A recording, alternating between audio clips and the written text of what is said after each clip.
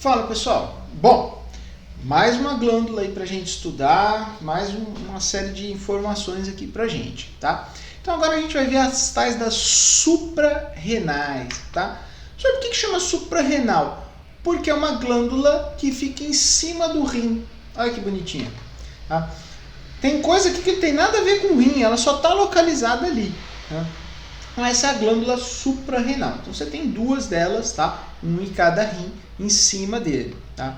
A glândula suprarrenal, ela é dividida em duas partes. Ela tem o córtex, tá? Que é a parte de fora aqui, e a medula, que é o meio, tá? Então ela tem duas porções, a glândula suprarrenal. Então vamos lá. A parte do córtex, parte mais de fora, ele vai produzir dois tipos de hormônios, tá? Que um vai ser os glicocorticoides, tá? Que são derivados do colesterol. E olha só quem é o glicocorticoide. Tem vários, pessoal, eu vou simplificar muito aqui pra gente.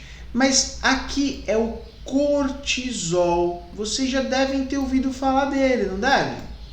O cortisol é chamado de hormônio do estresse. Mas por que ele tem essa relação? Bom, o cortisol, ele é um anti-inflamatório potente. É isso que ele é. Então ele é um anti-inflamatório muito potente, tá?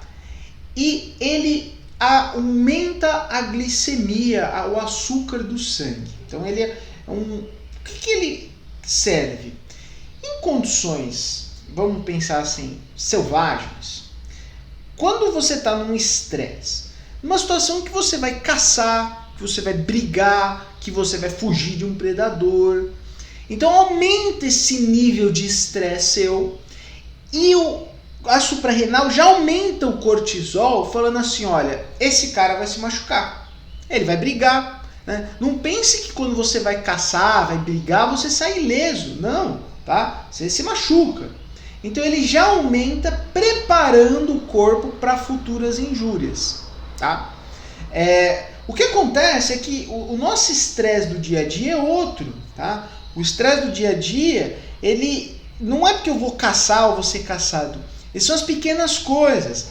Por exemplo, a bateria do meu notebook que queima em plena pandemia e prejudica pra caramba o meu trabalho. Então você se estressa. Né? É um momento de aula que acontece repentino, você se estressa, né? É um monte de disciplina do doutorado, você se estressa, é uma pandemia maluca, você pega Covid, porra, você vai se estressar. Então o nível de cortisol vai subindo, tá? Vai subindo, né? E isso é o que a gente vai chamando de estresse. Então o cortisol, ele é o hormônio que a gente consegue medir e está relacionado com o estresse. Mas não só isso. Tem um ciclo que a gente vai chamar de circadiano. No dia você aumenta a liberação de cortisol e diminui ao longo do dia em certos picos. É um hormônio até que para você fazer o exame tem que ser num horário específico, tá? Então é bem complexo, mas é isso basicamente que é o cortisol. Então você já deve ter ouvido falar que a pessoa toma corticoide. Então por exemplo do Covid aí o pessoal toma corticoide que é para evitar uma inflamação pior. Tá? Então o corticoide é um sintético que simula o cortisol. Professor, engorda. O que acontece é que cortisol e corticoide, ele aumenta a deposição de gordura na região da face e do pescoço aqui, ó.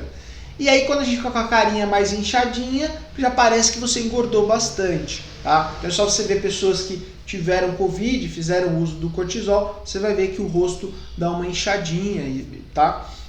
Bom, então isso é o cortisol. A suprarrenal, o córtex dela, também, tá? Libera aldosterona. A aldosterona atua no rim, tá? Aumentando a reabsorção de sódio e potássio, tá? Bom, então a aldosterona, ela tem uma relação muito forte também com a pressão arterial, tá? Que é um sistema que a gente chama de renina, angiotensina, aldosterona.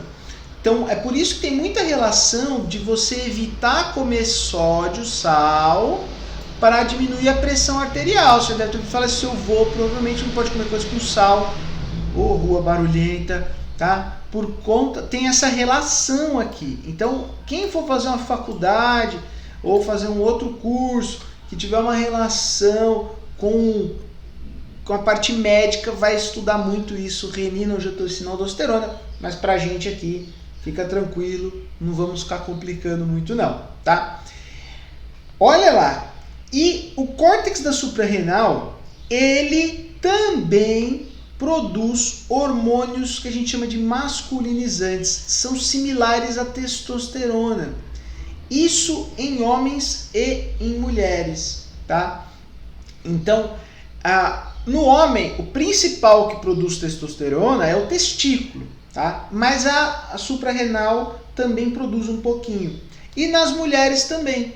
Então, mulher com distúrbio na suprarrenal pode ter algumas características masculinizantes, tá? Então pode ter aumento de massa muscular, pode ter mudança até na região da face, até aumento de deposição de pelos, e pode ser, por exemplo, um câncer de suprarrenal, tá? Então, isso pode acontecer, principalmente em mulheres, tá? Porque os homens, o testículo já vai produzir, mesmo é bem pequena a parcela relevante da suprarrenal nos homens, nas mulheres não, mas é bem pouquinho, tá? Bem pouquinho.